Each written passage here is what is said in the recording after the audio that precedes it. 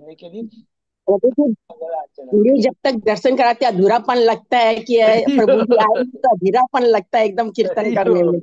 बिल्कुल सही बात है, हरि बोल, बहुत बहुत धन्यवाद। तो अभी हम लोग मंगलाचरण करते हैं।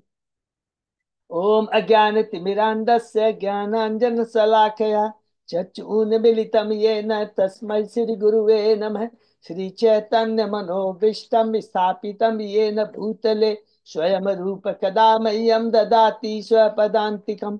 वन्देऽहं श्री गुरु श्रीयुतपथकमलं श्री गुरु वैष्णवांच श्री रूपं साग्र जातं सहगण रघुनाथं वितं तं स्वजीवम् स्वाधेतम शावधूतम परिजम सहितम कृष्ण चैतन्य देवम श्री राधा कृष्ण पादान सहगण ललिता श्री विशाखा विदांत च नम ओम विष्णु पादाय कृष्ण पृष्ठाय भूतले श्रीमते भक्ति वेदांत स्वामी इति नामिने।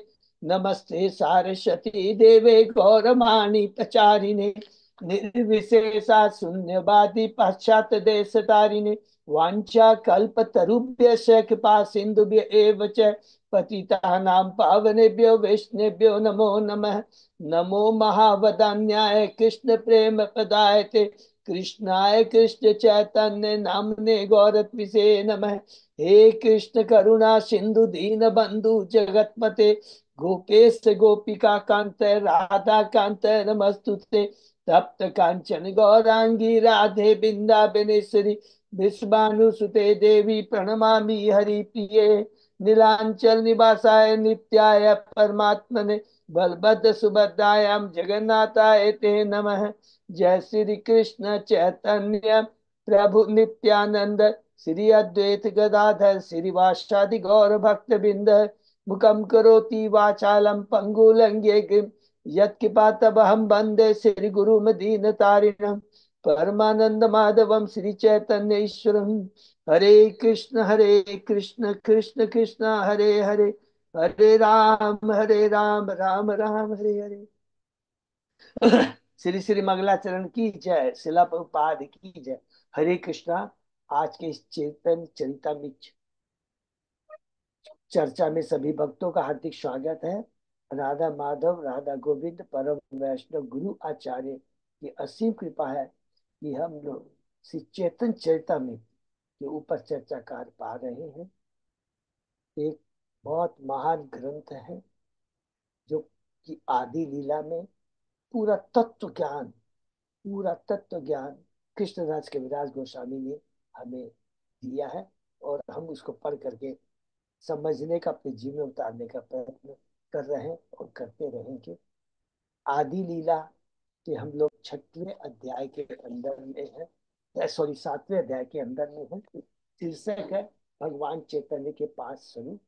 6 अध्याय हमने कंप्लीट किए। इन 6 अध्याय के अंदर में हमने मंगलाचरण के 13 श्लोक कंप्लीट किए हैं। और ये जो 14वां श्लोक है मंगलाचरण का, ये 7वें अध्याय में चर्चा कर रहे हैं। तो ये जो 13 मंगलाचरण के श्लोक हैं, इसमें से प्रथम जो 6 श्लोक हैं चैतन्य तत्व के बारे में, जो कि हमने पहले अध्याय से लेकर चौथे अध्याय में किया। तो पहले अध्याय में नमस्कार करते हैं कृष्णदास कविराज गोस्वामी 6 तत्वों को, गुरु को, भक्त को, ईश्वर को, भगवान के अवतार को, भगवान के अंश को और भगवान की अंतरंगा शक्ति, भगवान की शक्तियों को, नॉट अंतरंगा, भगवान की शक्तियों को है, जिसका बहुत डिटेल में हमने सुना कि भगवान की अलग अलग, गुरु के बारे में, भक्त के बारे में, भगवान के अवतार के बारे में, शक्ति के बारे में बहुत डिटेल बता। दूसरे अध्याय में वही चेतन तत्व के बारे में है। वो हमारा तीसरा श्लोक है मंगलाचरण का, कि जिसमें ईश्वर तत्व, कृष्ण तत्व, ब्रह्म परमात्मा और भगवान, ये जो कुछ भी ब्रह्म परमात्मा भगवान जो भी हम बात करते हैं, ये कृष्ण को जानने की अलग अलग स्टेज है। ब्रह्म, ब्रह्म ज्योति में, दूसरा अपरमात्मा जो भगवान हृदय में रहते हैं, और भगवान स्वयं जो है शाखा रूप है, जो गोलोक वृंदावन में रहते हैं। उसके बाद में तीसरे अध्याय में हमने पढ़ा चेतन महाप्रभु के अवतार के बाह्य कारण, जो कि हम लोगों ने चौथा श्लोक पढ़ा। बाह्य कारण क्या क्या है? भगवान कृष्ण प्रेम, जो कि उन्होंने दिव्य आनंद का अनुभव किया था, उसका प्रसार नहीं किया था, उसको भगवान प्रचार करने के लिए, देने के लिए आते हैं।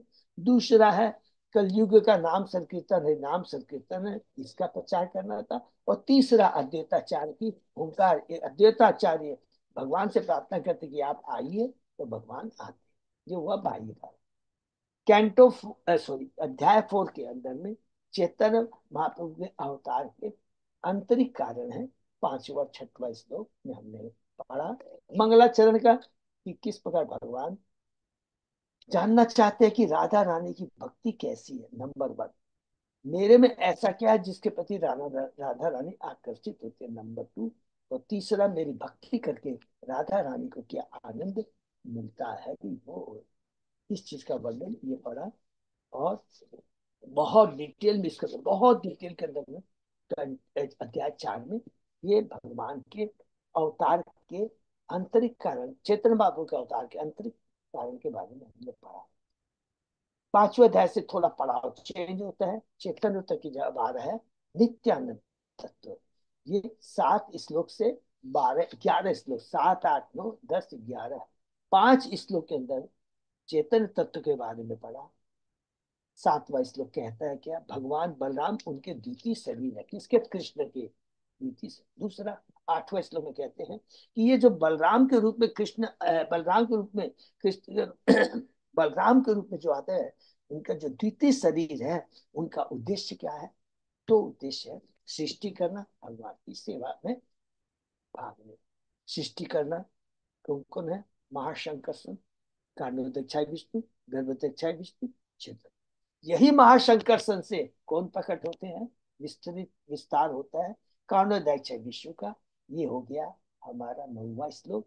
10वां गर्भोदक्षाय विष्णु हो गया 10वां श्लोक। और क्षीरोदय विष्णु हो गया 11वां श्लोक। कितना सुंदर है। और अनंत शेष है, वो क्या, भगवान की सेवा में निर्भर है। तो 7 8 9 10 11 ये 5 श्लोक चैतन्य तत्व के बारे में बहुत डिटेल में पढ़ा। उसके बाद में 11 श्लोक हो गए। अब 12वां 13वां श्लोक का वर्णन है अध्याय 6 के अंदर में है अद्वैताचार्य के बारे में। तो अद्वैताचार्य कौन है, क्या हमने पढ़ा, वही कानोदक्षाय विष्णु जो सृष्टि का काम करते अब भक्त अवतार के रूप में आते हैं। और चूंकि वो प्रचार का काम करते हैं, इसलिए आचार्य कहलाते हैं। तो अद्वैताचार्य, अद्वैत माने जो भगवान से अभिन्न है, भगवान के अवतार हैं। और आचार्य हैं क्योंकि वो प्रचार कर रहे हैं, भगवान के आदेश को पा कर करके भक्ति का प्रचार करने में मदद कर रहे, इसलिए वो आचार्य कहलाते हैं। अद्वैताचार्य 12 13वां श्लोक। और इसमें विशेष रूप से जोर क्या दिया गया है कि स्वयं देखिए भगवान के अवतार है, लेकिन भाव क्या है, दास्य भाव है। नित्यानंद का भाव क्या है, दास्य भाव है, सेवा करना भगवान का। ये बहुत इंपॉर्टेंट चीज कहा गया है कि दास्य भाव। जब स्वयं वो भगवान के विस्तार है, भगवान के अवतार है, जब वो विष्णु तत्व है, उसके बाद में सेवा भाव रखते हैं, तो हम बुद्ध बद्ध जीव जो कि शक्ति है, शक्तिमान है, हम अपने को किस तरह भगवान कह सकते हैं। ये एक बहुत बड़ी शिक्षा है, ये दास्य भाव के बारे में। 7वां अध्याय में हम लोग निकले मंगलाचरण का लास्ट 14वां श्लोक है, जिसके अंदर में भगवान 5 रूप में प्रकट होते हैं। तो वो 5 कौन कौन के हैं, उसमें कहते हैं स्वयं चैतन्य महाप्रभु भक्त रूप। दूसरा भक्त स्वरूप, वो कौन है, नित्यानंद। भक्त रूप क्यों बोले, स्वयं कृष्ण भक्त के रूप में आए हैं, इसलिए भक्त रूप। भक्त स्वरूप है, उनके विस्तार है, जो हमने 5वें अध्याय में पढ़ा, वो हो गया नित्यानंद। और उसके बाद में भक्त अवतार है अद्वैताचार्य। ये तीनों विष्णु तत्व हो गए, आराध्य तत्व हो गए। और उसके बाद में गदाधर और भगवान की शक्ति है। और भक्त है, परम भक्त है श्रीनिवास। 3 आराध्य अर्थात जो सेवा ग्रहण करते हैं, और 2 है आराधक जो सेवा करते हैं। ये चीज बताने के बाद में फिर एक जो नया पड़ाव चेंज आता है, ये बहुत इंपॉर्टेंट। कहाँ से शुरू होता है, यहाँ हम लोग फिर से रिपीट करेंगे 5 मिनट पे, जो कि चैतन्य तत्व है। जो चीज भगवान श्री कृष्ण ने द्वापर युग में दिव्य प्रेम का आनंद तो अनुभव किया था, वृंदावन के अंदर में दास रूप में, सखा के रूप में, वात्सल के रूप में, माधुर्य के रूप में जो दिव्य प्रेम का आदान प्रदान किया था, वो अन्य बद्ध जीवों में बांटा नहीं था, उसको लॉक करके रखा था। वही चैतन्य महाप्रभु कृष्ण, वही श्री कृष्ण अब चैतन्य महाप्रभु के रूप में आके, भक्त के रूप में आकर करके, क्योंकि अगर वो स्वयं भगवान के रूप में आते हैं तो वो चीज नहीं कर सकते थे। और चूंकि कलयुग है, और कलयुग न तो सतयुग की तरह, द्वापर युग की तरह, त्रेता युग के लिए लाखों वर्ष तपस्या कर सकता है, यज्ञ कर सकता है, विग्रहों का स्थापना दर्शन कर सकता है। इसलिए भगवान ने केवल इस कलयुग के देव वासियों को ध्यान में रखते हुए, क्योंकि भगवान है, अपनी आत्मा के बारे में, अपनी संतानों के बारे में जानते हैं, कलयुग की अवस्था के बारे में जानते हैं, तुरंत आके कहते हैं कि मैंने जो दिव्य प्रेम का प्रदान नहीं किया था, खाली लॉक करके रहता, उसी दिव्य प्रेम को अनलॉक कर देते हैं। ये पहला चीज है। और उस दिव्य प्रेम को बिना किसी क्वालिफिकेशन के, भगवत गीता में भगवान ने कहा यम यम आप स्मरण, जिस जिस भाव से मेरी भक्ति कर, जिस हिसाब से मैं स्मरण करता हूँ, उसी अनुपात में मैं उस पर कृपा प्रदान करता हूँ। लेकिन यहाँ पर जात पात योग्यता देखे बिना वो हरि नाम का आनंद लेते हैं, लूटते हैं, खुद पहले आनंद लेते हैं, और उसके बाद में उसको सारे भक्तों में, बद्ध जीवों में वो वितरित करते हैं। तो ये जो जब वितरण करना शुरू करते हैं, तो कुछ लोग रहते हैं जैसे कि मायावादी, सकाम कर्मी, तांत्रिक, निंदक, अभक्त और निम्न श्रेणी के लोग, वो भगवान के नाम को नहीं लेते। तो भगवान देखे कितने कृपालु होते हैं। सेकंड स्टेज भगवान ने क्या किया, वो संन्यास ले लेते हैं। हरि बोल। केवल 24 साल की उम्र में अपनी माता को और अपनी तरुण पत्नी को छोड़ कर करके संन्यास ले लेते हैं। ये देखिए भगवान का त्याग, और भगवान अपनी आत्मा को कितना पसंद। और जब वो जैसे ही संन्यास लेते हैं, तो सारे निंदक, पाषंडी, अधम और कर्मनिष्ठ सारे ठंडे हो जाते हैं, और चेतन महाप्रभु के नाम को स्वीकार कर देते हैं। केवल अब एक जन ही रह जाता है। वो कौन है? मायावादी सन्यासी, जो कि बनारस के, वो उसको एक्सेप्ट नहीं करते। तो भगवान ने प्लान किया, क्या करते हैं, वो बोलते हैं मैं वृंदावन जाऊंगा। तो वृंदावन जाते समय बनारस से गुजरते हैं, और सारे मायावादी उनको अवहेलना करते, तिरस्कार करते, निंदा करते हैं कि देखो ये कैसा सन्यासी है, गेरुआ कपड़ा पहना हुआ है, और खाली नाच गाना करता है, जबकि तो उसको चाहिए कि वेदांत का दर्शन। चेतन बाबू सुनते हैं, मथुरा चले जाते हैं, फिर वापस जब आते हैं बनारस में रुकते हैं, तपन मिश्रा के यहाँ रुकते हैं, सॉरी, चंद्रशेखर के यहाँ रुकते हैं, और तपन मिश्रा के यहाँ भोजन देते हैं। उस समय वो लोग आके कहते हैं कि हे प्रभु, आपकी निंदा को हम सुन नहीं सकते हैं। भगवान मुस्कुराते हैं, और भगवान की एक लीला यहाँ शुरू होती है। क्या? एक बना ब्राह्मण आता है और भगवान को कहता है मेरे यहाँ आप आइए, प्रसाद लीजिए। भगवान जानबूझ के, जबकि देखिए भगवान केवल तपन मिश्रा के यहाँ प्रसाद लेते हैं, और किसी सन्यासी के यहाँ नहीं जाना चाहते। यहाँ तो एक ब्राह्मण आके कहता है, भगवान एक्सेप्ट कर लेते हैं, क्योंकि यहाँ से भगवान की लीला शुरू होती है। भगवान को बहुत बड़ा काम करना है, इन मायावादियों के चरित्र को, इनकी चेतना में परिवर्तन लाता है। उनको स्वीकार करते हैं, उस ब्राह्मण के घर जाते हैं। मायावादी सन्यासी, जिनके हेड प्रकाशानंद सरस्वती वहां पर रहते हैं, जैसे ही वहां जाते हैं, चेतन महाप्रभु सबसे पहले अपनी ब्रह्म ज्योति उसके शरीर से निकलती है, उसको प्रकट करते हैं। और चूंकि मायावादी ब्रह्म ज्योति के प्रति आकृष्ट होते हैं, तुरंत प्रकाशानंद सरस्वती कहते हैं कि आप ही सन्यासी हैं, आप ये वेदांत क्यों नहीं पढ़ते, आप तो खाली नाच गाना करते हैं। तब चेतन महाप्रभु पर सुंदर बात कहते हैं कि किस प्रकार मेरे गुरु ने मुझे मूर्ख समझा, और मुझे कहा कि तुम्हें, तुम्हारे वेदांत पढ़ने का अधिकार नहीं है, तुम केवल हरि नाम का कीर्तन करो। मैं हरि नाम का कीर्तन करता हूँ, करते करते जब पागल हो गया, गुरु के पास जाता हूँ। गुरु कहते हैं कि इस दिव्य नाम का यही तो दिव्य प्रभाव है। उसके बाद कहते हैं यह सुन कर करके सारे कुछ मायावादी जो सन्यासी हैं नम्र हो जाते हैं, और उसके बाद में वो कहते हैं कि हमें विश्वास है कि आपके वचन कभी गलत नहीं होते, अतः आपके अब मुझे वेदांत सूत्र के बारे में बताइए। यहाँ से चेतन महाप्रभु, बहुत जो कि हम पढ़ रहे हैं, देखिए हम लोग दो दो तीन तीन श्लोक कर रहे हैं, लेकिन मायावादी सिद्धांत इतना खतरनाक डेंजरस है कि चेतन महाप्रभु कितना ये, हम लोग पढ़ रहे हैं पंच तत्व के बारे में, लेकिन यहाँ पर चैतन्य महाप्रभु किस प्रकार मायावादी दर्शन कितना खतरनाक है, एक एक करके शुरू करते हैं। क्या शुरू करते हैं?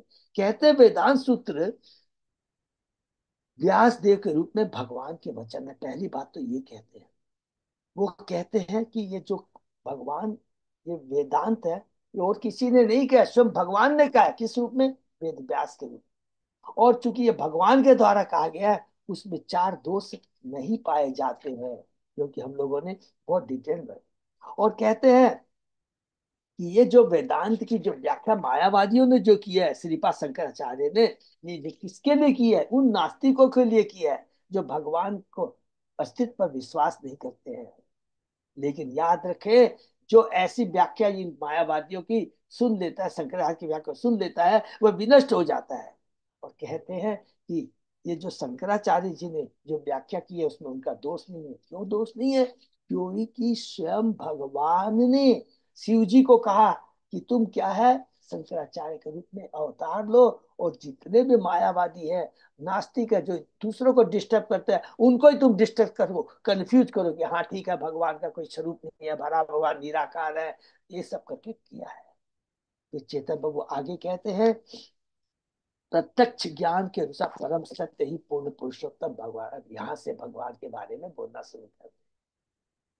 भगवान है जिनमें सारे आध्यात्मिक सुख रहते हैं, कोई न तो उनके तुल्य है न उनसे बढ़कर। पूर्ण पुरुषोत्तम भगवान से संबंधित हर वस्तु आध्यात्मिक होती है। पूर्ण पुरुषोत्तम भगवान आध्यात्मिक शक्ति से युक्त है, अतएव उनका शरीर, नाम, यश तथा सब कुछ आध्यात्मिक है। शिव जी के अवतार से शंकराचार्य निर्दोष है, क्योंकि वह भगवान के आदेश का पालन कर रहे हैं। लेकिन जो लोग उनके मायावत दर्शन का पालन करते हैं, उनका विनाश निश्चित सब है। सारे जीव फिर उसके बाद में बताते हैं कि तुम मायावादी कहते हो भगवान, जीव और ईश्वर एक है। अरे मूर्खो, सारे जीव भगवान की शक्तियां है, शक्तिमान नहीं। श्री कृष्ण ही एकमात्र शक्तिमान है। भगवत गीता, विष्णु पुराण तथा अन्य वैदिक साहित्य में इसका स्पष्ट वर्णन है। भगवान विष्णु की शक्तियां तीन तरह की है: आध्यात्मिक शक्ति, जीव शक्ति तथा अज्ञान शक्ति। आध्यात्मिक से माने अंतरंगा शक्ति, जीव शक्ति माने तटस्था शक्ति, और अज्ञान शक्ति माने बहिरंगा शक्ति। आध्यात्मिक शक्ति ज्ञान से पूर्ण है। जीव यद्यपि आध्यात्मिक शक्ति है, लेकिन चूंकि वो भगवान का अंश है, वह माया के द्वारा मोहग्रस्त हो सकता है। तीसरी शक्ति जो है अज्ञानता है, और सारे जीव इसी अज्ञानता बहिरंगता शक्ति में आकर के सकाम कर्मों में बिजी रहते हैं। मायावादी दर्शन इतना घिरा हुआ है कि वह नग्न जीवों को परम भगवान मानता है, और वह परम सत्य की महिमा तथा श्रेष्ठ तत्व को अद्वैतवाद से ढक देता है। अद्वैतवाद से ढक देने का मतलब क्या हुआ? कि जीव और परमात्मा भगवान एक है। तो देखिए, हम लोग यहाँ तक पढ़े, उसके आगे और पढ़ेंगे। कितना डिटेल में पूरा ये यदि हम पढ़ ले, पूरा मायावादी को किस प्रकार डिफीट करने जा रहे हैं चैतन्य महाप्रभु, और किस प्रकार मायावादी, कौन से मायावादी? बनारस के मायावादी, कट्टर मायावादी, उनकी चेतना में परिवर्तन ला रहे हैं। क्या बोल के ला रहे हैं? देखिए, हमने पूरा पढ़ा। पहले तो अपना ईश्वर तत्व तो बताया कि ईश्वर परम है, शक्तिमान है, सद ऐश्वर्य से। दूसरा, जीव वो उसका अंश है। तीसरा, जीव भगवान के समान नहीं हो सकता, क्योंकि जीव शक्तिमान है, और कृष्ण, सॉरी, जीव शक्ति है और कृष्ण शक्तिमान है। ये कह कर कहते हैं, और कहते हैं लास्ट में, जो लास्ट में हमने जो पढ़ा, अगर कोई शक्ति और शक्तिमान को एक मान ले, जो शक्ति है उसको शक्तिमान मान ले, तो इससे बड़ा ये अज्ञानता, मूर्खता, नास्तिकता नहीं हो सकती। इसलिए इसका आगे और कहते हैं। तो द्वैतवाद और अद्वैतवाद समझ में आ गया ना? द्वैतवाद मानी जीव और भगवान अलग है, वो अद्वैत कहते हैं नहीं। और वो लोग क्या बोलते हैं? नहीं, जीव और भगवान एक है, अद्वैत, कोई अंतर नहीं है। इसी को काट रहे हैं चैतन्य महाप्रभु अपने अलग अलग शास्त्रों से प्रवचन कर। कौन? स्वयं कृष्ण कितने कृपालु है, भक्त बनकर क्या कर रहे हैं? इस तथ्य का उजागरण कर रहे हैं, इस भ्रम का को पर्दाफाश कर रहे हैं। और आगे क्या बोल रहे चैतन्य महाप्रभु मायावादी? आज हम लोग पढ़ते। ओम नमो भगवते वासुदेवाय। ओम नमो भगवते वासुदेवाय। ओम नमो भगवते वासुदेवाय। थैंक यू अच्युत अजय, बहुत बहुत धन्यवाद। आदि लीला चैप्टर 7 श्लोक नंबर 121 पढ़ते हैं। व्यासे सुते ते कहे परिणाम परिणामवाद, व्यास भ्रांत बोली तार उठाई लोहिवाद। श्री व्यासदेव ने अपने वेदांत सूत्र में वर्णन किया कि प्रत्येक वस्तु भगवान की शक्ति के रूपांतर के अतिरिक्त और कुछ नहीं है। हरि बोल। भगवान की जो शक्ति है, भगवान में रूपांतर नहीं, भगवान की शक्तियां हैं। भगवान तो अचिंत्य, उसमें कोई नहीं है। भगवान की शक्तियां अलग अलग अलग अलग रूप में प्रकट होती है। और शक्ति के कुछ प्रत्येक वस्तु भगवान की शक्ति के रूपांतर के अतिरिक्त और कुछ नहीं है। किंतु शंकराचार्य ने यह टीका करके कि व्यासदेव गलत है, सारे जगत को पथभ्रष्ट किया, इसलिए उन्होंने पूरे विश्व में आस्तिकता का घोर विरोध किया। आस्तिकता माने जो भगवान को मानते हैं उसका विरोध करके नास्तिकता को बढ़ावा दिया शंकराचार्य ने। लेकिन शंकराचार्य स्वयं श्री कृष्ण शिव भगवान के अवतार हैं, जो कि भगवान के आदेश पर, ये भी याद रखेंगे, ये बहुत इंपॉर्टेंट है। ऐसा नहीं कि शिव जी ने अपने मन से आकर, नहीं, भगवान के आदेश पर आकर करके उन्होंने ऐसा किया है।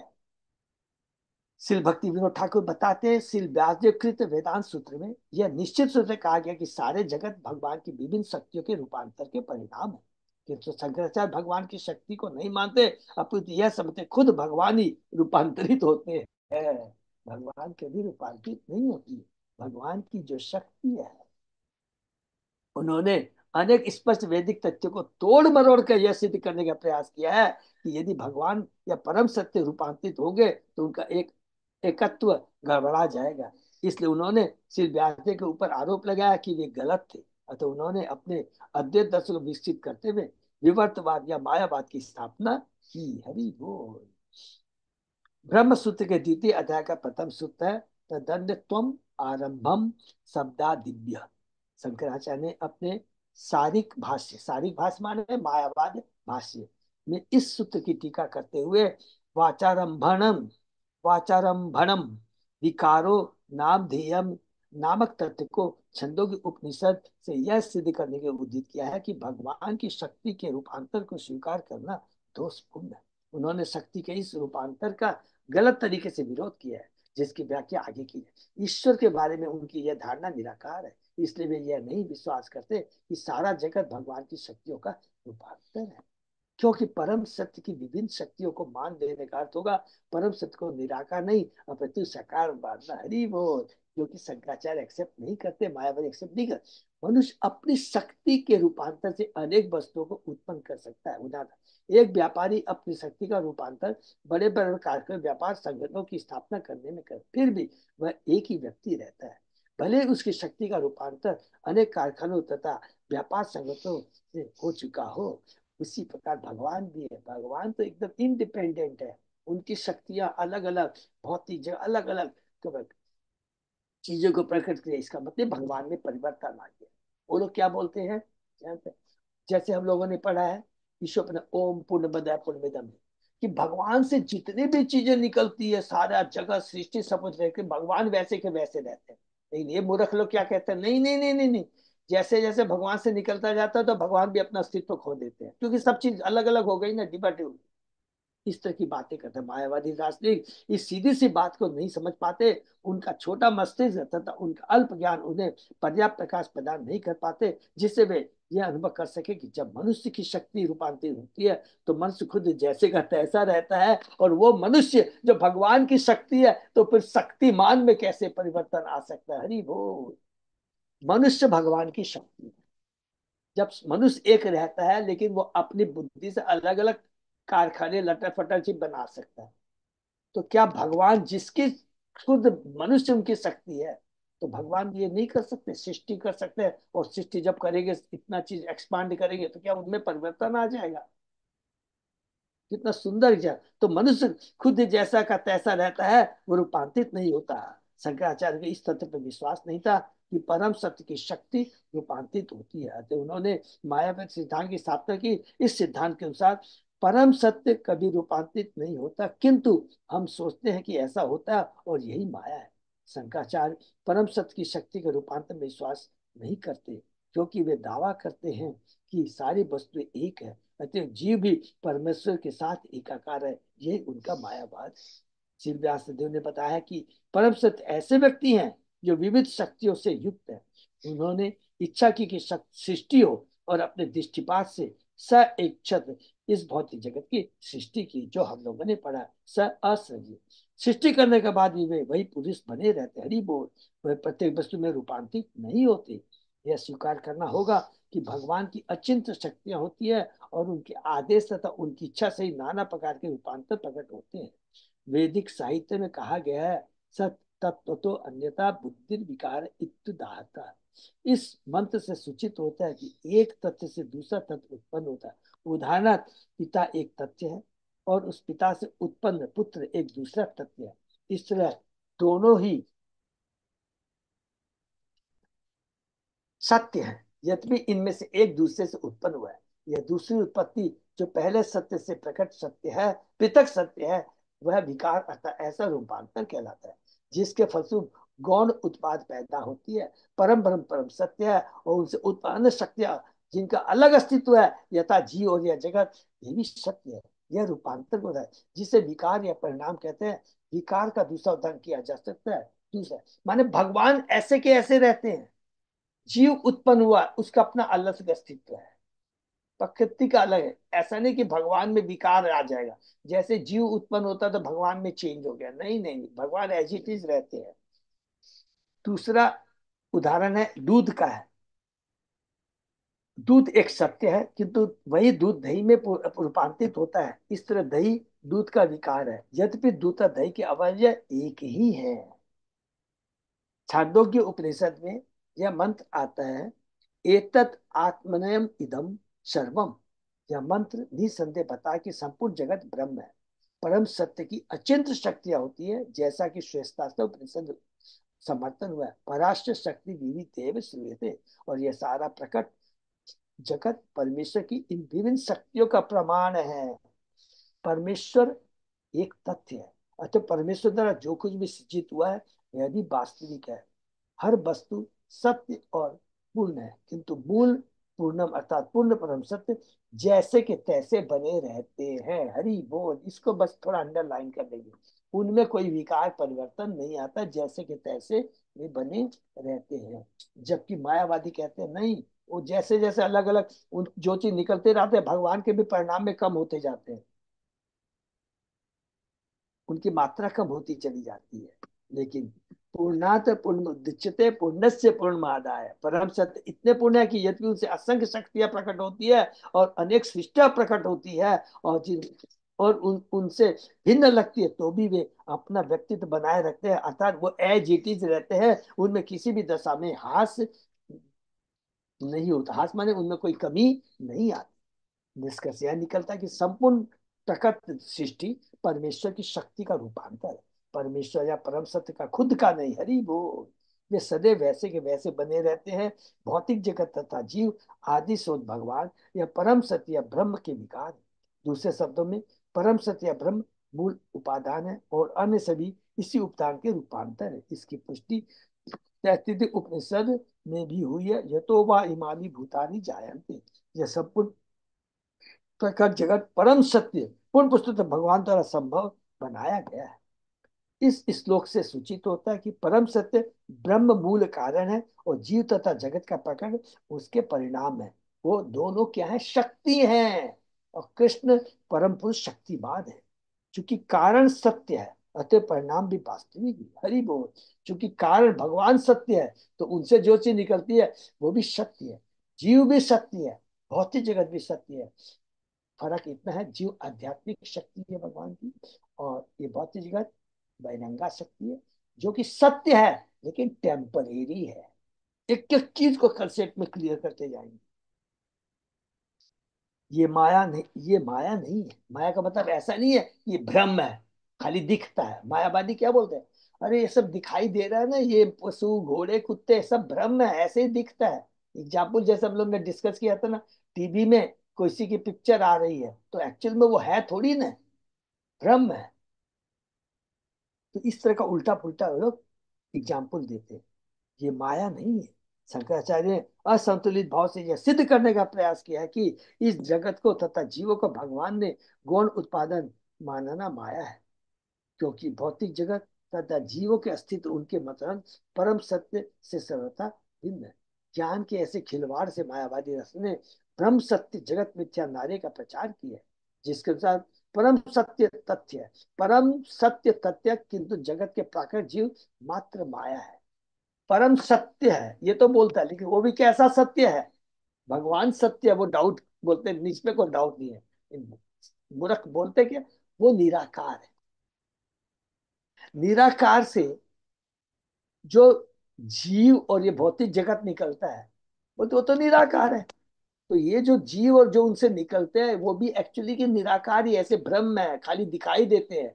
कुछ समय के बाद देखेंगे वो अप्रकट हो जाएंगे और जाकर फिर वही निराकार में मिल जाएंगे। इस तरह की उनकी गलत धारणा है।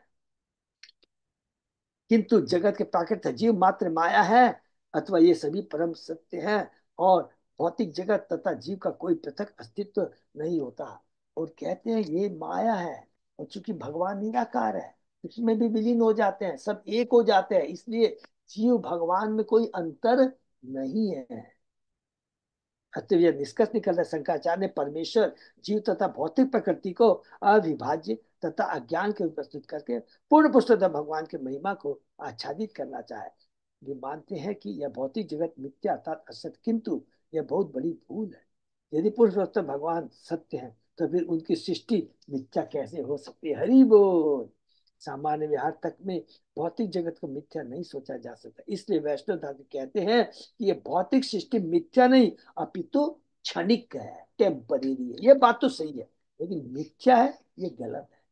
यह संपूर्ण पुरुषोत्तम भगवान से भिन्न है, परंतु इसका सृजन भगवान की शक्ति से बड़ी अद्भुत ढंग से हुआ है। अतः इसे मिथ्या कहना निंदनीय है। मिथ्या नहीं है, टेम्परेरी है, ये याद रखना है। ये बस। अब भक्तगण भौतिक प्रकृति की अद्भुत सृष्टि की वास्तव में प्रशंसा करते हैं, क्योंकि वे इस सृष्टि के मूल कारण पूर्ण पुस्तक भगवान की बुद्धि और शक्ति की प्रशंसा नहीं कर पाते। किंतु श्री रापाद रामानुचार्य ऐत्रेय उपनिषद के एक वैदिक सूत्र आत्मा व इदमग्र आसि का उल्लेख करते हैं, जो यह बताता है कि सृष्टि के पूर्व परमात्मा या सत्य विद्वान थे। हरि बोल, इसमें कोई डाउट नहीं। यदि कोई तर्क करे कि यदि पूर्ण पुरुषोत्तम भगवान पूर्णतः आध्यात्मिक है, तो वे सृष्टि के उद्गम किस प्रकार हो सकते हैं, और उनमें एक साथ भौतिकता आध्यात्मिक शक्तियां कैसे हो सकती? इस चुनौती का उत्तर देने के लिए श्रीपाद रामानुचार्य तैत्तिरीय उपनिषद में निम्नलिखित मंत्र का प्रमाण देते हैं। यतो वा इमानि भूतानि जायन्ते येन जातानि जीवन्ति यत् प्रत्यंत प्रयंत यभि सविशन्ति। यह मंत्र पुष्टि करता है कि संपूर्ण प्रकट जगत परम सत्य से प्रकट होता है, उन्हीं पर आश्रित होता है, और प्रलय के बाद पुनः पूर्ण पुरुषोत्तम भगवान या परम सत्य के शरीर में प्रविष्ट हो जाता है। कारण दक्षाय विष्णु, जो हम लोग ने पढ़ा किस प्रकार सृष्टि होती है, उसके बाद उसका पालन होता है, और कुछ समय के बाद में सृष्टि पूरी अप्रकट हो जाती है, भगवान के कर्णों जैसे विश्व में जाके वो सिमट जाती है। जीव मूलतः आध्यात्मिक है, और जब वह आध्यात्मिक जगत में परमेश्वर के शरीर में प्रविष्ट होता है, तब भी व्यक्तिगत आत्मा के रूप में उसकी अलग पहचान बनी रहती है। जब यह सृष्टि की अप्रकट हो जाती है तो जीव कहाँ जाता है? जीव अपना अस्तित्व नहीं खोता है, नहीं खोता है, नहीं खोता, उसकी अपनी आइडेंटिटी बनी रहती है, और भगवान के अंदर में प्रवेश करने के बाद व्यक्ति आत्मा के रूप में उसकी अलग पहचान बनी रहती है। हरि बोल।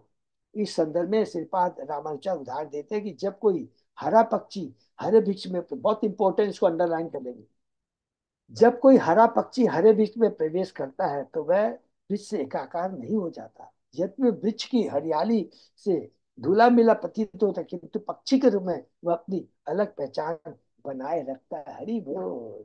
ये हरा पक्षी है, अणु आत्मा है, विभु आत्मा में प्रवेश कर जाता है, चला जाता है, इसका मतलब नहीं अपना अस्तित्व खो देता है। जिस प्रकार हरे पेड़ के अंदर में हरा पक्षी तोता यदि बैठ जाता है, इसका मतलब नहीं होता वो पेड़ में जाके विलीन हो जाता है, वो अपना अस्तित्व बनाए रखता है। इसलिए तो दूसरा उदाहरण दिया जा सकता है, जब कोई पशु जंगल में जाता है तो भले ही जंगल से एकाग्र होता दिखाई दे, किंतु अपना स्वतंत्र अस्तित्व बनाए रखता है। उसी प्रकार भौतिक जगत में भौतिक शक्ति तथा तथा शक्ति वाले जीव अपना पितृ तथा अस्तित्व बनाए रखते हैं। इससे पूर्ण पुरुषोत्तम भगवान की शक्तियां इस जगत के भीतर पारस्परिक क्रिया करती है, किंतु वे अपना पृथक अस्तित्व बनाए रखती है। भगवान इंडिपेंडेंट रहते हैं, भगवान का अपना अलग अस्तित्व है, शाश्वत अस्तित्व है। जीव का शाश्वत अस्तित्व है, प्रलय के बाद भी वो भगवान में प्रवेश करके अपने आइडेंटिटी बनाए रखता है। अतः भौतिक या आध्यात्मिक शक्ति के साथ मिलन व्यक्तित्व के विनाश का सूचक नहीं है। श्री रामानुजाचार्य के विशास विशिष्ट अद्वैत सिद्धांत के अनुसार यदि भगवान की सारी शक्तियां एक है, फिर भी अपनी अपनी अलग पहचान बनाए रखती है। श्रीपाद शंकराचार्य ने वेदांत सूत्र के आनंदमय अभ्यासात शब्दों की गलत व्याख्या करके पाठकों को पथभ्रष्ट करने का प्रयास किया। यही नहीं, उन्होंने व्यासदेव में भी त्रुटियां ढूंढने का प्रयास किया। यहाँ पर वेदांत सूत्र के सभी सूत्रों की परीक्षा परीक्षा की आवश्यकता नहीं है, क्योंकि हम वेदांत सूत्र पर एक अलग ग्रंथ लिखना चाहते हैं। परिणामवाद ईश्वर है विकारी, ये तो कही विवर्तवाद स्थापना जे कौरी। शंकराचार्य के साथ भगवान की शक्ति के रूपांतर के सिद्धांत को स्वीकार कर लेने से अप्रत्यक्ष रीति से परम सत्य के रूपांतरित होने का भ्रम उत्पन्न होता है। श्री भक्ति विनोद ठाकुर की टीका की यदि कोई परिणामवाद अर्थात शक्ति के रूपांतर को ठीक से नहीं समझता, तो वह इस प्रकट भौतिक जगत तथा जीव विषय सत्य को कुछ और समझ बैठेगा। हरि बोल। छांदोग्य उपनिषद में कहा गया है, संद मूला सौम्येमा प्रजा सदायतना सत प्रतिष्ठा। भौतिक जगत तथा जीव पृथक पृथक है और वे शाश्वत सत्य है, मिथ्या नहीं है। भौतिक जगत सत्य है, टेम्परेरी हो सकता है, लेकिन मिथ्या नहीं। बार बार एक ही चीज को रिपीट करते हैं, जो कि मायावादी कहते हैं ब्रह्म सत्य जगत मिथ्या। वो भी ब्रह्म सत्य कौन सा है? ब्रह्म सत्य है, कोई डाउट नहीं है, लेकिन निराकार है। और ये जगत है मिथ्या है, जबकि सत्य क्या है? भगवान साकार है, अपने दो हाथों में बंसी बताए हुए भगवान रहते हैं, वैकुंठ लोक में चार भुजा में रहते हैं। भौतिक जगत ये जो भगवान की बहिरंग शक्ति का प्राकट्य है, ये टेम्परेरी है, लेकिन असत्य नहीं है। बार बार एक ही चीज को ध्यान रखेंगे बस। किंतु संग्रह ने व्यर्थ इस डर से कि परिणामवाद शक्ति के रूपांतर से ब्रह्म रूपांतरित विकारी हो जाएंगे, यह मान लिया कि भौतिक जगत तथा जीव दोनों ही मिथ्या है और उनका कोई व्यक्तित्व नहीं है। उन्होंने बाग जाल द्वारा यह सिद्ध करने का प्रयास किया है कि जीवों तथा भौतिक जगत की व्यक्तिगत पहचान भ्रामक है, माया है, टेम्पोररी है, खाली दिखाई देती है। और उन्होंने रज्जु रस्सी को सर्प मानने या शिप्पी को सोना समय सिद्धांत दिए। इस तरह उन्होंने अत्यंत घृणित ढंग से समान लोगों को ठगा है कि अरे ये भौतिक जगत दिखाई देता है ना, है नहीं, कुछ नहीं, माया है। जैसे आप रस्सी को देखते हो तो सर्प लगता है। अरे मूर्ख, इतना सिंपल चीज है, चलो मान लिया कि ये रस्सी सर्प नहीं है, लेकिन ये तो मानना पड़ेगा कि आप बोल रहे हो सर्प नहीं है रस्सी, तो ये तो मानेंगे कि आप जब सर्प मुंह से वर्ड निकाल रहे तो इसका मतलब सर्प तो है कहीं। तो मुंह से आप रस्सी निकाल रहे थे, इसका मतलब कहीं रस्सी तो है ही, नहीं तो आप रस्सी और सर्प क्यों बोलते? इसका मतलब है वो रज्जु को सर समझने का सिद्धांत मांडू के उपनिषद में लिखित लिखित है, किंतु वहां पर उसका आशय शरीर को आत्मा समझ की भूल कर बैठने की व्याख्या करनी। क्योंकि आत्मा वास्तव में आध्यात्मिक कण है, जैसा कि भगवत गीता में ममेवान से जीवलोकी जीव में इसकी पुष्टि है। माया विवर्तवाद के कारण पशु सदृश मनुष्य शरीर को आत्मा मानने लगता है। यह विवर्त या माया का सही उदाहरण है। अत अतत्व तो अन्यथा बुद्धि विवर्तता इत्युदाहरिता। श्लोक ऐसे विवर्त का वर्णन करता है। अस्तित्व तत्व को न जानना और परिणाम स्वरूप एक वस्तु को भूल से दूसरी मानना, यथा शरीर को ईश्वर या आत्मा मान बैठना, विवर्तवाद अर्थात मायावाद कहलाता है। प्रत्येक बद्ध जीव जो शरीर को आत्मा मानता है वह इस विवर्तवाद द्वारा मोहित होता है। माने वही जीव जो शरीर को आत्मा मानता है इसी मायावाद थ्योरी से मोहित होता है। जब कोई सर्वशक्तिमान भगवान की अचिंत शक्ति को भूल जाता है तब वह इसी व्यवहार का शिकार होता है। भगवान के अस्तित्व को जब तक अचिंत वेदाबाद मीन्स शक्ति और शक्तिमान एक ही चीज को खाली याद रखेंगे। अरे भाई, शक्ति अलग है, शक्तिमान अलग है। भगवान से असंख्य शक्तियां प्रकट होती है, भगवान एज इट इज होते हैं, भगवान में कोई परिवर्तन नहीं आता। परिवर्तन भगवान की केवल शक्ति के अंदर में आता है, शक्तिमान में कोई फर्क नहीं आता। और ये शक्ति सब भगवान का ही प्राकट्य है। लेकिन विवर्तवाद मायावाद क्या करता है, शक्ति शक्तिवान को मानता, एक ही मानता है, सब एक है, सब एक है, कोई दोनों में अंतर नहीं है। शरीर और आत्मा सब एक है, कोई अलग बोल के कुछ नहीं। पूर्ण पुरुषोत्तम भगवान कभी भी बदले बिना यथार्थ में किस प्रकार रहते हैं, इसकी व्याख्या ई पुरुषों में कहते हैं, पुण्यस्य पूर्ण आदाय पूर्णमेवाव शिष्यति। ईश्वर पूर्ण है, यदि उनसे एक पूर्ण जगत को निकाल दिया जाए तो भी वे पूर्ण ही रहते। हरि बोल। ये भौतिक सृष्टि भगवान की शक्ति से प्रकट है, किंतु वे तब भी वही की व्यक्ति बने रहते हैं। और ये भगवान से ये निकल गया, शक्ति निकल गया ना भौतिक जगत, तो भगवान में भी डिमिनिश माने वो खत्म होने लगते हैं। जितना जैसे जैसे भगवान से जो चीज निकलती जाती है, भगवान भी अपना धीरे धीरे अस्तित्व खत्म करते जाते हैं। उनका रूप परिकर गुण इत्यादि कभी छिन्न नहीं होते। श्री जीव गोस्वामी अपने परमात्मा संदर्भ ग्रंथ में विवर्तवाद की टीका इस प्रकार की, विवर्तवाद के प्रभाव में आकर मनुष्य पृथक अस्थियों को अर्थात प्रकट जगत जीवों को ब्रह्म से एकाकार मान बैठता है। ऐसा वास्तविक तथ्य के प्रति पूर्ण अनभिज्ञता के कारण है। ऐसा वास्तविक तथ्य के प्रति पूर्ण अनभिज्ञता के कारण होता है। ये जो मायावाद है, विवर्तवाद है, जो भ्रम पैदा करता है, वो इसलिए होता है क्योंकि वास्तविक तत्व कृष्ण के बारे में जब तक हम प्रामाणिक गुरु से शास्त्रों से नहीं समझेंगे, तो और उसको खाली समझ, हम भगवान के बारे में प्रामाणिक शास्त्रों को नहीं पढ़ते हैं, गुरु के मुखारबिन से नहीं सुनते हैं, तो क्या होगा, खाली ये मायावाद थ्योरी को पढ़ेंगे सुनेंगे तो पूरा भ्रमित हो जाएंगे, नास्तिक हो जाएंगे, हमारा ये मनुष्य जीवन नष्ट हो जाएगा। इसलिए कहते हैं ऐसा वास्तविक तत्व के प्रति पूर्ण अनभिज्ञता के कारण है। परम सत्य या परम ब्रह्म सर्वदा एक और अपरिवर्तनीय रहते हैं। वे अस्तित्व की अन्य सारी धारणाओं से पूर्णतः युक्त मुक्त रहते हैं। वे मिथ्या अहंकार से पूर्णतः मुक्त होते हैं, क्योंकि उनका स्वरूप पूर्ण आध्यात्मिक है। उनका अज्ञान तथा भ्रांति के प्रभाव में आना नितांत असंभव है। परम सत्य हमारी कल्पना से परे है। हमें स्वीकार करना चाहिए कि उनमें निर्बल गुण पाए जाते हैं, जो प्रत्येक जीव में नहीं होते। वे सामान्य जीव के दोषों से रंच मात्र भी कलुषित नहीं होते।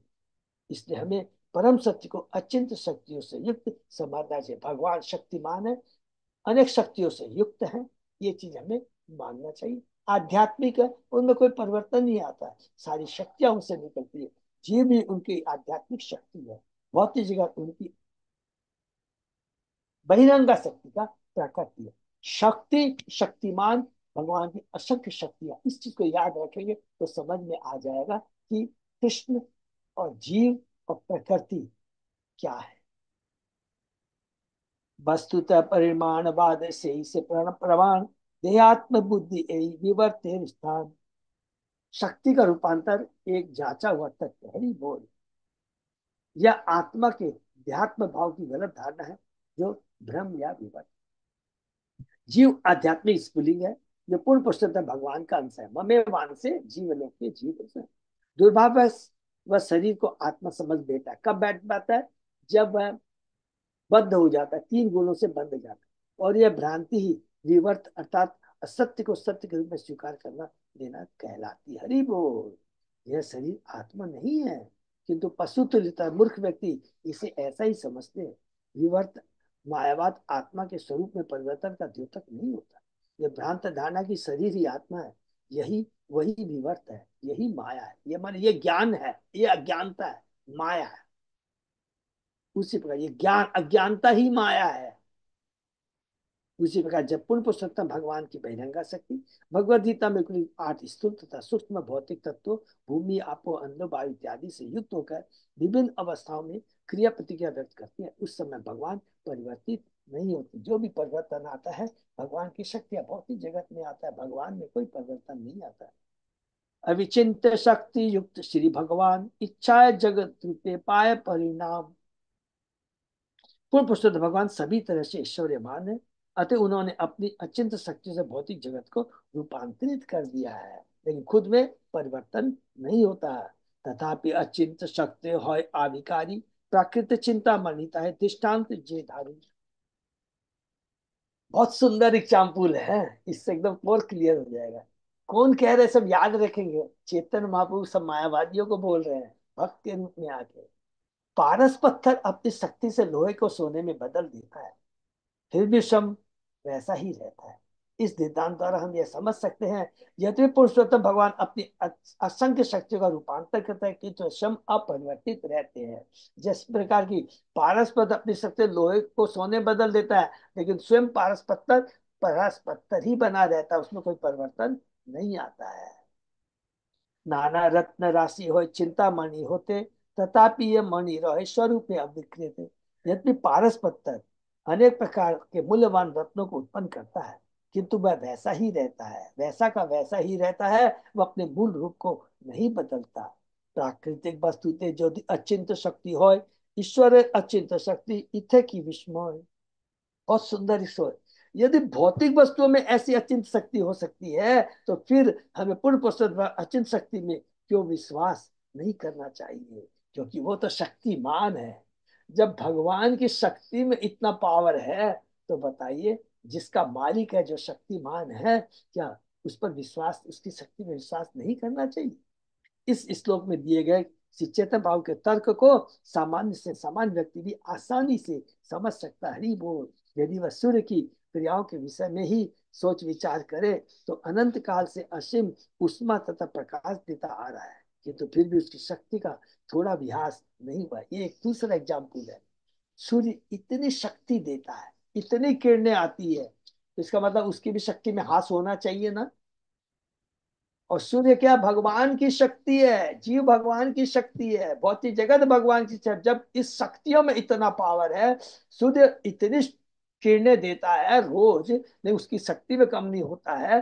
पारस पत्थर जितने लोगों को टच करता है, वो सोना बन जाता है, लेकिन उसकी शक्ति में फर्क नहीं आता। तो वो जो शक्ति भगवान की शक्ति है, तो उस शक्तिमान में फर्क कैसे आ सकता है? आधुनिक विज्ञान का विश्वास है कि सूर्य के प्रकाश द्वारा ही सारे जगत का पालन होता है, और वास्तव में देखा जा सकता है किस तरह सूर्य प्रकाश की क्रियाओं प्रतिक्रियाओं से ब्रह्मांड भर में व्यवस्था बनी हुई है। वनस्पतियों का उगना तथा ग्रहों का भ्रमण तक सूर्य की उष्मा और प्रकाश के कारण संपन्न होता है, सूर्य और चंद्रमा। इसलिए कभी कभी आधुनिक वैज्ञानिक सूर्य को सृष्टि का मूल कारण मान बैठते हैं, किंतु वे ये नहीं जानते सूर्य तो माध्यम मात्र है, वो तो शक्ति है, इसके ऊपर इसका बहुत सा शक्तिमान कृष्ण है। सूर्य तो माध्यम मात्र है, हरि बोल। क्योंकि इसकी भी रचना पूर्ण भगवान की स्वरूप शक्ति द्वारा हुई है। सूर्य तथा पारस अतिरिक्त भी ऐसी अनेक भौतिक वस्तु है, जो अपनी शक्ति को अनेक प्रकार से रूपांतरित करती है, और फिर भी वे जैसी की तैसी बनी रहती है। अतः भगवान के लिए जो मूल कारण है, यह अवश्य नहीं कि अपनी विभिन्न शक्ति के रूपांतरों या परिवर्तनों के कारण वे भी परिवर्तित हो। तो परिणाम पिता से पुत्र, पुत्र क्या परिणाम है, ये पिता में कोई परिवर्तन नहीं आता। लेकिन जो परिणाम भी है, वो भी शाश्वत है, माया नहीं है। बहुत भगवान की जो भी शक्तिमान से जो भी शक्तियां निकलती है, जो परिणाम है, वो टेम्परेरी हो सकती है, असत्य नहीं है। एक एक चीज करके बताया, नंबर वन। दूसरा बताया, अरे जब भगवान की शक्ति में परिवर्तन नहीं आ सकता है, तो शक्तिमान में परिवर्तन कैसे आएगा? तो शक्ति कौन सा बताया हम लोग ने पढ़ा? सूर्य के बारे में पढ़ा, हम लोगों ने पारस पत्थर के बारे में पढ़ा। विवर्तवाद तथा परिणामवाद की इस बात प्रसंगाचार्य द्वारा जो व्याख्या की गई है,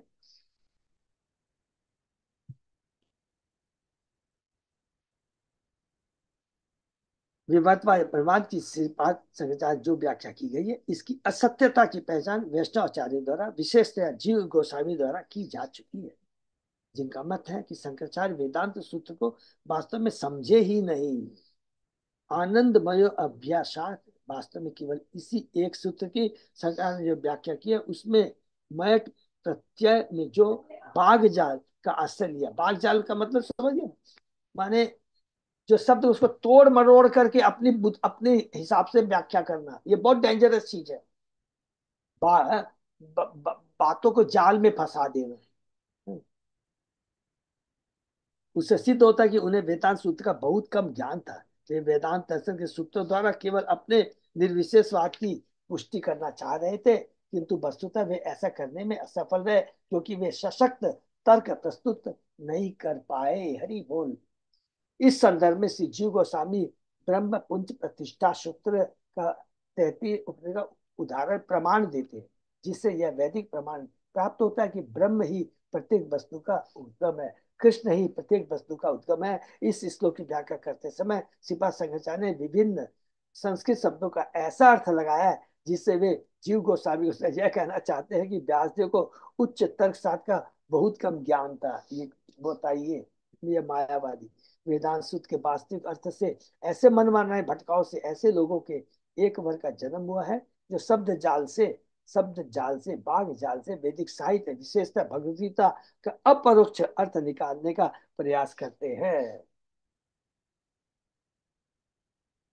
उनमें से एक ने तो यहाँ तक कह डाला है कि कुरुक्षेत्र शब्द शरीर के अर्थ में आया है। देखिए कैसे, कुरुक्षेत्र का मतलब है कुरुक्षेत्र मैदान नहीं जहाँ युद्ध हुआ था, कुरुक्षेत्र तो शरीर है।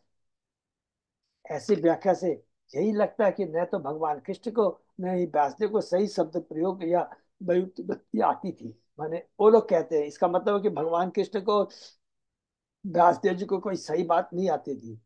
उन्होंने लोगों को ऐसी कल्पना करने के प्रेरित किया है कि न तो कृष्ण को इसका पता था कि वे क्या बोल रहे हैं, न व्यासदेव को पता था कि वे क्या लिख रहे हैं।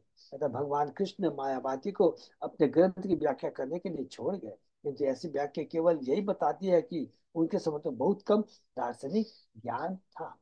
इस तरह वे वेदांत सूत्र तथा अन्य वैदिक साहित्य का मिथ्या अपरोक्ष इनडायरेक्ट अर्थ निकालने में व्यर्थ समय नष्ट करने के स्थान पर मनुष्य को चाहिए कि इन ग्रंथों के शब्दों यथारूप स्वीकार कर ले।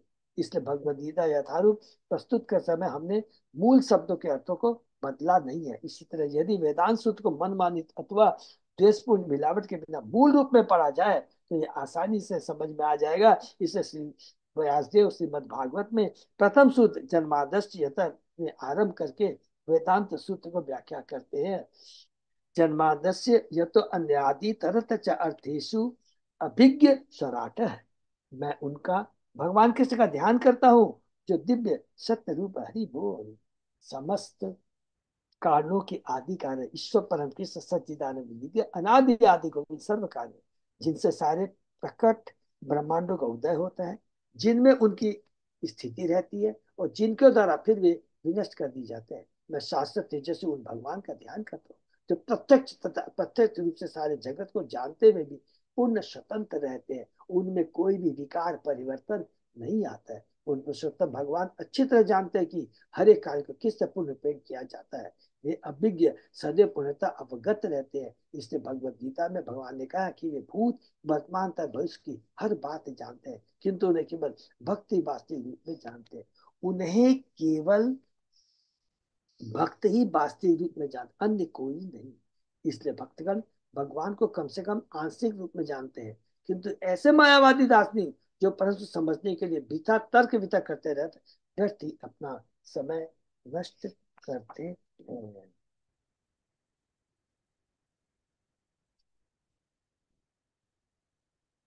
अच्युत अजय दास प्रभु, हाँ प्रभु जी। प्रभु इसको यही विराम देना पड़ेगा। हाँ, बड़ा है। बहुत बड़ा है। और प्रभुपाद जी की देखिए कि हम लोग को पढ़ते पढ़ते कभी लगेगा प्रभु क्या लिख दिया, इतना लिखा है। लेकिन आप देखिए 101 वाले श्लोक से लेकर अभी तक हम लोग केवल 127 में पहुंचे हैं। जब जैसे ये प्रश्न किया है मायावादियों ने तो वेदांत के बारे में बताइए, तब वेदांत की कितनी सुंदर व्याख्या। प्रभुपाद जी के चरणों में कोटि कोटि दंडवत प्रणाम, कितनी कोटि कोटि प्रणाम करते हैं। हर तरह से हर एंगल से उन्होंने सिद्ध कर दिया है। और क्या सिद्ध किया, अगर हमको किसी को भी तर्क में, देखिए किसी से तर्क करने की दरकार नहीं है, खाली एक चीज को यदि याद रखेंगे तो हमारा सारा भ्रम दूर हो जाएगा। शक्ति और शक्तिमान, जब शक्ति इतनी प्रभावशाली है, शक्ति रूपी सूर्य इतना प्रभावशाली है, जिनसे अश्वक रोज करोड़ों किरणें निकलती है, लेकिन उनकी शक्ति में परिवर्तन नहीं आता, तो वो शक्ति जो भगवान की शक्ति है, तो उस शक्तिमान में कैसे परिवर्तन आ सकता है?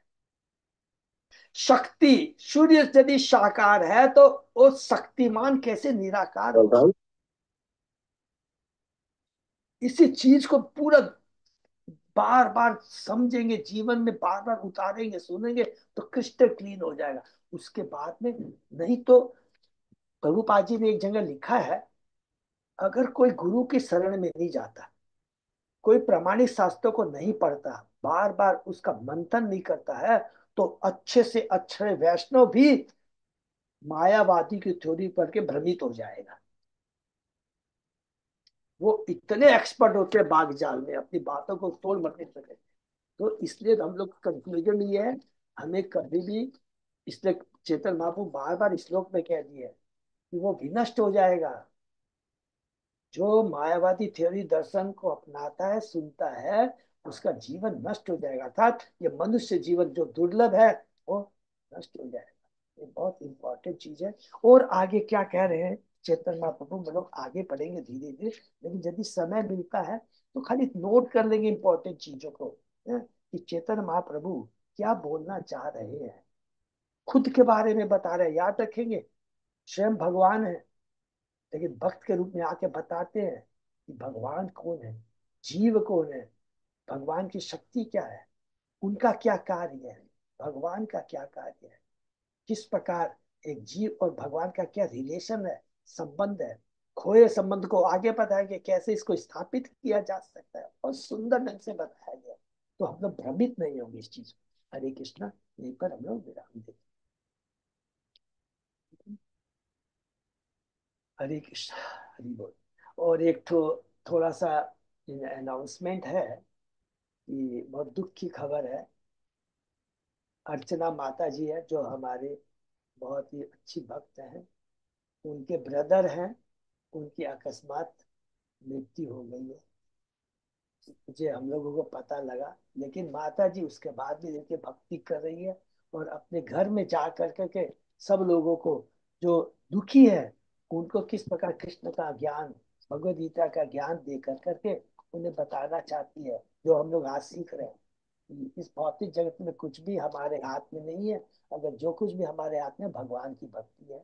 माता जी सबको बताती है, बहुत अच्छा लगा। तो हम लोग उनके ब्रदर के लिए एक बार सब लोग यहाँ पर जो उपस्थित है मिल कर करके हरे कृष्ण महामंत्र का बोलेंगे। उनसे भगवान, ये माने, ही गेट्स हायर डेस्टिनेशन।